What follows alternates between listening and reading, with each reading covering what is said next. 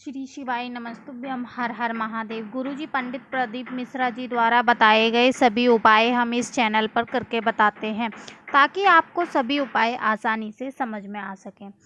दोस्तों, एक सवाल मन में हमेशा बना रहता है कि हम अपने घर के बाहर जो दीपक प्रज्वलित करते हैं वो किस दिशा में प्रज्वलित करें, और घर की दहलीज पर दाहिनी तरफ प्रज्वलित करना है या फिर बाहीं तरफ। ये ऐसा सवाल हमारे मन में हमेशा रहता है और हम ये सोचते हैं कि गुरुजी कभी व्यासपीठ से बोल दें या फिर किसी पत्र में वो इसका जवाब दे दें, लेकिन ऐसा नहीं हो सकता। मतलब कोई पूछेगा जब भी होगा। तो हमने गुरुजी की काफ़ी वीडियोस देखी और पता किया कि किस तरफ रखना चाहिए, गोल बाती का दीपक होना चाहिए या लंबी बत्ती का होना चाहिए। तो बहुत ढूंढने के बाद तब हमें ये वीडियो प्राप्त हुई है, जो कि हम आपके साथ शेयर कर रहे हैं जानकारी।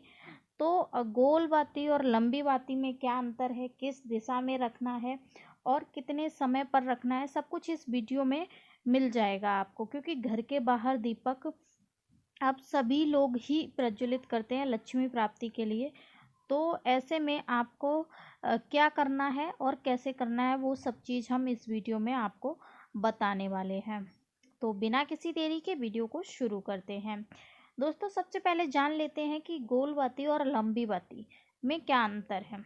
देखिए, गोल बाती हमें स्थिरता को, जो हमारी स्थिरता होती है उसको बनाए रखने के लिए गोल बाती का प्रयोग किया जाता है। जो लंबी बाती होती है, मतलब लंबी बाती होती है वो बढ़ोतरी के लिए होती है।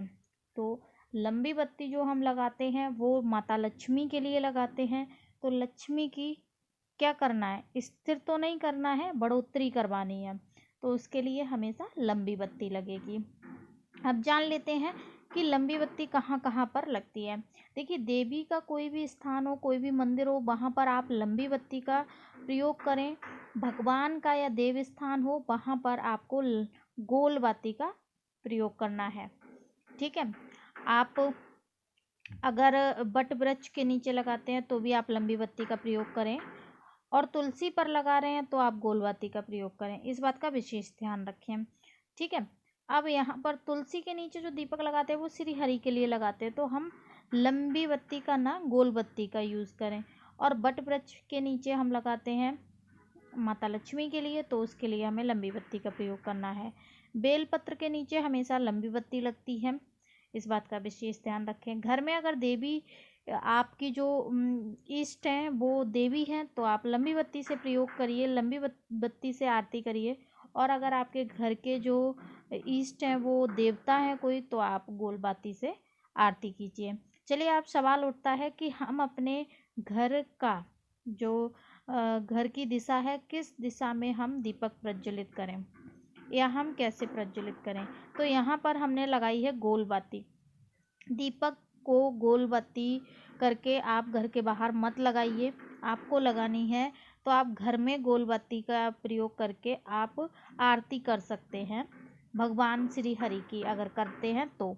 और आपको दरवाजे के किस दिशा में लगानी है, तो आपको बता दूं कि आपको दरवाजे में जब दीपक लगाएं लंबी बत्ती का, तो आपको दिशा देखनी है कि पूरब दिशा है तो पूरब दिशा की तरफ मुख कर कर लगाइए, नहीं तो उत्तर दिशा की तरफ लगाइए।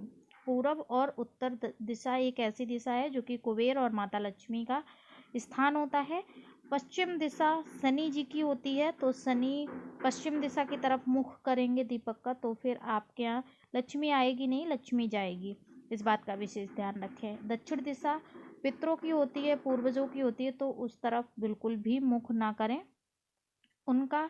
अगर आप दक्षिणी दिशा की तरफ लगाएंगे तो पितरों को समर्पित हो जाता है दीपक। अब यहाँ बात कर लेते हैं कि आपको दाहिनी तरफ रखना है दीपक या बाहीं तरफ। देखिए, गुरुजी ने ऐसा बताया है कि जब भी आप पशुपति व्रत करते हैं तो जब घर के अंदर प्रवेश करते हैं तो दाहिनी तरफ अपने दीपक प्रज्वलित करना है। तो उसी को हम अपना मार्गदर्शक मानते हैं कि जो दीपक है वो दाहिनी तरफ गुरुजी ने बताया है, तो हम दाहिनी तरफ ही जब घर में प्रवेश करते हैं, कोई भी घर में प्रवेश करेगा माता लक्ष्मी, तो दाहिनी तरफ ही हम दीपक लगाएं। उत्तर दिशा हो या फिर पूर्व दिशा हो, इस बात का विशेष ध्यान रखें। अब जब हम दीपक लगा रहे हैं तो दीपक हमें सीधा धरती से अटैच नहीं करना है, इस बात का भी विशेष ध्यान रखें। धरती के संपर्क में ना आए, तो उसके लिए अगर माता लक्ष्मी के लिए लगाना है तो आप उसमें चावल, दीपक के नीचे चावल थोड़े से रख दें, फिर दीपक रखें, इस बात का भी विशेष ध्यान रखें। ठीक है, अब आपको ये जानना है कि जो दीपक है वो माटी का हो या फिर आपका जो आटा है उसका हो। देखिए, दीपक तो हम डेली लगाएंगे, जैसे रोज़ हम नित्य पूजा करते हैं, अर्चना करते हैं, तो वैसे ही हमें शाम को दीपक लगाना है। तो हम आटे का रोज़ रोज़ बनाएंगे और फिर उसके बाद वो जो आटा का दीपक है उसको हमें प्रवाह में डालना है, जल में प्रवाहित करना है, या किसी को खिलाना है वो दीपक, तो बहुत सारे दीपक हो जाएंगे। तो इससे अच्छा है कि आप एक मिट्टी का दीपक कर लीजिए, पीतल का दीपक कर लीजिए, और वही दीपक आप प्रज्वलित करने के बाद धुलकर अच्छे से कारोच ना लगी हो, फिर दोबारा आप उसको प्रयोग में ला सकते। तो यहाँ पर आप माटी का दीपक ले लीजिएगा। अब बात करते हैं कि दीपक का समय, लगाने का समय क्या है। तो गुरुजी ने अपनी कथा में बताया है कि अगर आप दीपक लगाते हैं माता लक्ष्मी के लिए, तो माता लक्ष्मी जो भ्रमण करती हैं वो करती है 7 बजे से 9 बजे के बीच में, शाम के समय। तो आप 7 बजे का समय एक पकड़ लीजिएगा। आपके यहाँ जब सूर्यास्त होता है तो सूर्यास्त के 45 मिनट के बाद आप वो दीपक प्रज्वलित कर दें। तो 6 साढ़े 6 बजे अगर अस्त हो जाता है सूर्य, तो आप 7 बजे या 7:10 पर आप दीपक प्रज्वलित कर दिया करें। माता लक्ष्मी का आवाहन करके दीपक में थोड़ा सा तिलक लगा दीजिए, जो कि दीपक प्रज्वलित करने के बाद थोड़े से चावल रखिए। अगर हो सके तो रोज़ सुबह आप घर के बाहर जल छिड़क दीजिए, रंगोली बना दीजिए, उसके बाद दीपक प्रज्वलित करें। अब यहाँ पर बात करते हैं कि सुबह लगाना है या शाम को, वो आपके इच्छा अनुसार है। अगर आप सुबह लगा सकते हैं, संभव हो सकता है आपसे नित्य, तो आप लगा दीजिए सुबह भी, और नहीं तो शाम को तो अवश्य लगाइए। जब संध्या आरती करते हैं, संध्या वंदन करते हैं, माता लक्ष्मी का आवाहन करते हैं श्री हरि का, तो आप शाम को जरूर से प्रज्वलित करें दीपक। तो ये विशेष जानकारी थी जो कि हमने सभी जानकारी दीपक लगाने से, किस दिशा में प्रज्वलित करना है, सभी से जुड़ी जानकारी आपको इस वीडियो में दे दी है। अगर वीडियो अच्छी लगी तो लाइक शेयर ज़रूर करें, कमेंट में जय माता दी ज़रूर लिखें। मिलते हैं किसी विशेष जानकारी की वीडियो के साथ, तब तक के लिए श्री शिवाय नमस्तुभ्यम। गुरु जी के अच्छे स्वास्थ्य के लिए प्रार्थना अवश्य करें। हर हर महादेव।